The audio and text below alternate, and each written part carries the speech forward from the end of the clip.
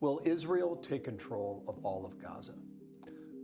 We intend to, in order to assure our security, remove Hamas there, enable the population to be free of Gaza, and to pass it to civilian governance. That is not Hamas and not anyone advocating the destruction of Israel. That's what we want to do. We want to liberate ourselves and liberate the people of Gaza from the awful terror of Hamas. And you were in the Gaza Strip today.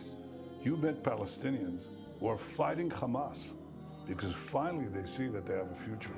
They can rid themselves of this awful tyranny that not only holds our hostages, but holds 2 million Palestinians in Gaza hostage. That's got to end. Who is Benjamin Netanyahu? The political survivor of Israel. Benjamin Netanyahu has spent decades at the center of Israeli politics, becoming the country's longest-serving prime minister and one of its most polarizing leaders. This video explores his rise to power, his political strategies, and the controversies that have shaped his career. Netanyahu isn't just a politician. He's a master tactician, a skilled communicator, and a figure who has influenced Israel's domestic and foreign policies for generations. This video dives into his early life, his military service, and the events that cemented his place on the world stage. From peace talks to conflict, from economic reforms to corruption allegations, Netanyahu's career has been marked by both resilience and controversy. Is he a strong protector of Israel's security? A divisive figure holding on to power? Or both? Today, we explore the life, leadership, and lasting impact of Benjamin Netanyahu, the man who has defined an era in Israeli politics. If you take away the Soviet Union and its chief proxy, the PLO, international terrorism would collapse. If you take out Saddam's regime, I guarantee that it will have enormous positive reverberations on the region. Obviously, we like to see a regime change, at least I would, in Iran, just as I would like to see in Iraq. The question now is a practical question. What is the best place to proceed? It's not a question of whether Iraq's regime should be taken out, but when should it be taken out? The more victories you amass, the easier the next victory becomes. The first victory in Afghanistan makes the second victory in Iraq that much easier. The second victory in Iraq will make the third victory that much easier too, but it may change the nature of achieving that victory. In the Middle East, Iran's axis of terror confronts America, Israel, and our Arab friends. This is not a clash of civilizations. It's a clash between barbarism and civilization. Welcome to Who Media, the channel where curiosity leads the way. From famous celebs and cartoon icons to legends and hidden names, we uncover the stories behind the people you know and the ones you don't. Benjamin Netanyahu, a name that has echoed across decades of Israeli politics, sparking admiration in some corners and fierce criticism in others. But who is the man behind the sharp suits, the fiery speeches, and the iron grip on leadership? What drives someone to not only rise to the top once, but to return again and again, weathering political storms that would sink almost any other leader? To understand Netanyahu is to understand a web of history, ambition, ideology, and personal resilience. But are we ever truly able to separate the man from the myth? Born on October 21, 1949, in Tel Aviv, Benjamin Bibi Netanyahu entered the world just months after the birth of the State of Israel itself. Can you imagine growing up in a country so young that its very existence was still being debated in the halls of global power? His father, Benzion Netanyahu, was a historian of Jewish history and a staunch Zionist, a man whose intellectual rigor and fierce beliefs no doubt shaped the worldview of his son. Do we underestimate the power of parental influence in the making of a political leader? Netanyahu spent much of his youth in Jerusalem, but his teenage years took an unexpected turn. His family relocated to the United States when his father accepted a teaching position. Young Benjamin attended high school in Pennsylvania, absorbing American culture and mastering English. Did this time in the US give him a political advantage later on, especially in navigating Israel's complex relationship with America? After high school, Netanyahu returned to Israel to serve in the Israel Defense Forces. He became a soldier in the elite Sayeret Matkal Special Forces Unit, a position that demanded not just physical endurance, but mental toughness. He participated in dangerous missions, including counter-terrorism operations, and was wounded in action. How does such an intense military experience shape someone's leadership style? Does it make them more cautious or more willing to take risks? Following his military service, Netanyahu returned to the US, attending the Massachusetts Institute of Technology, MIT, where he earned degrees in architecture and business management. He later studied at Harvard. It's rare to see a political figure with both hands-on military experience and elite academic credentials. But does education temper the soldier, or does the soldier overshadow the scholar? The 1970s were a time of personal tragedy for Netanyahu. His older brother, Yonatan Netanyahu, was killed in 1976 while commanding the rescue operation during the famous Entebbe raid in Uganda. The operation freed hostages from a hijacked Air France plane, and Yonatan was the only Israeli soldier killed in the mission. To this day, his death is remembered as a national sacrifice. For Benjamin, it was a moment that defined his life. Can losing a sibling in such a heroic but heartbreaking way forge an unshakable sense of duty? Or does it also create a drive for power to ensure no such loss happens again?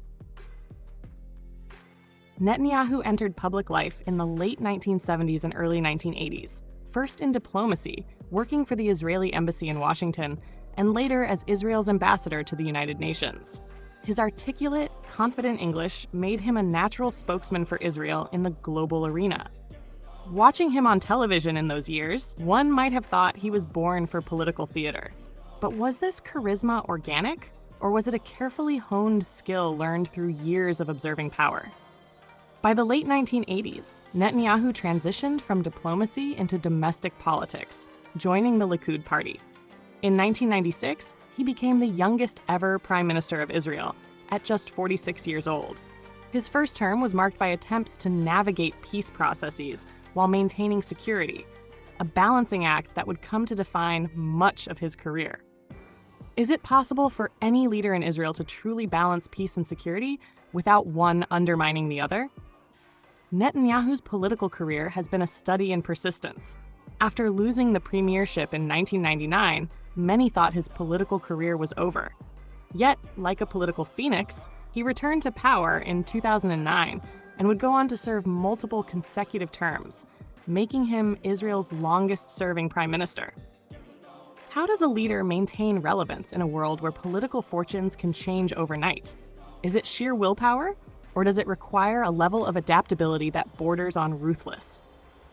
His time in office has been marked by significant achievements and deep controversies. Supporters credit him with strengthening Israel's economy, forging new diplomatic ties, particularly the groundbreaking Abraham Accords that normalized relations with several Arab nations, and maintaining a strong stance on security against threats from Iran and militant groups.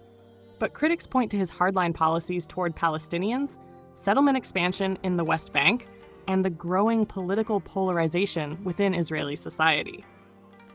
Which is more enduring in the legacy of a leader, the economic gains or the moral debates over their policies? One cannot discuss Netanyahu without mentioning his relationship with the United States. From Bill Clinton to Donald Trump, Netanyahu has navigated wildly different U.S. administrations, sometimes with warmth and sometimes with open tension. His bond with Trump was particularly close, culminating in major policy shifts, like the U.S., recognition of Jerusalem as Israel's capital.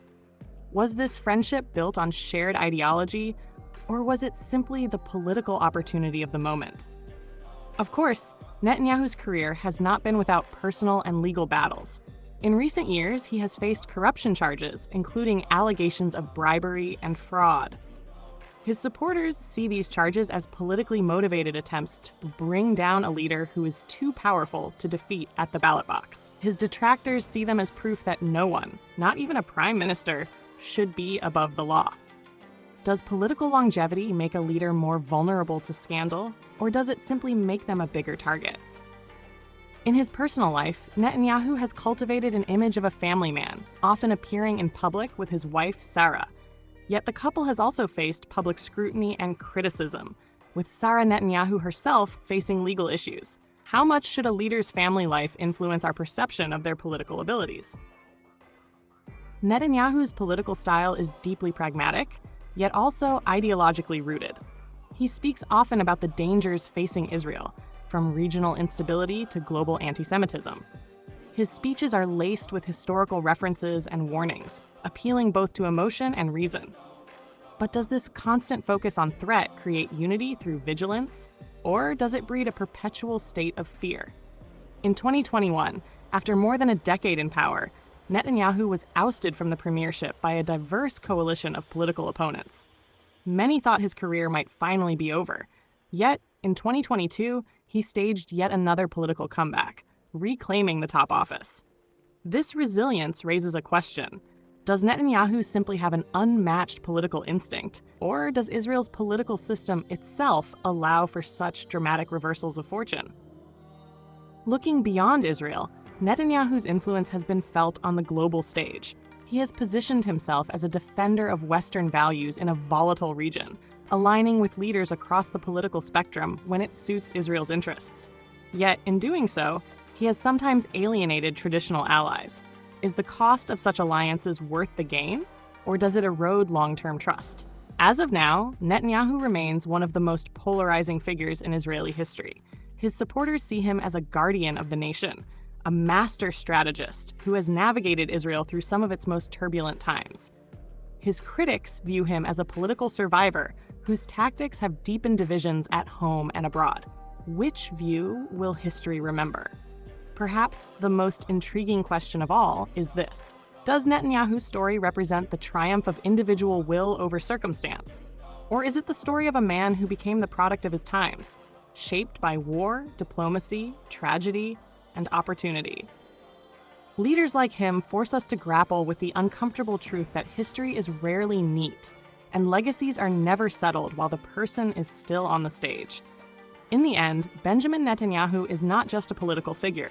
He is a lens through which we can examine the very nature of leadership, resilience, and national identity. And perhaps that is why he remains, for better or worse, a man the world cannot ignore. Congratulations, President Trump. Your bold decision to target Iran's nuclear facilities with the awesome and righteous might of the United States will change history. In Operation Rising Lion, Israel has done truly amazing things. But in tonight's action against Iran's nuclear facilities, America has been truly unsurpassed. It has done what no other country on earth could do. History will record that President Trump acted to deny the world's most dangerous regime the world's most dangerous weapons. His leadership today has created a pivot of history that can help lead the Middle East and beyond to a future of prosperity and peace. President Trump and I often say, peace through strength. First comes strength, then comes peace. And tonight, President Trump and the United States acted with a lot of strength. President Trump, I thank you. The people of Israel thank you. The forces of civilization thank you. God bless America. God bless Israel. And may God bless our unshakable alliance, our unbreakable faith. Thanks for watching Who Media. We hope you had fun learning something new today. Don't forget to like, subscribe, and tap the bell so you never miss a story. Want to see more cool videos? Head over to our channel and start exploring.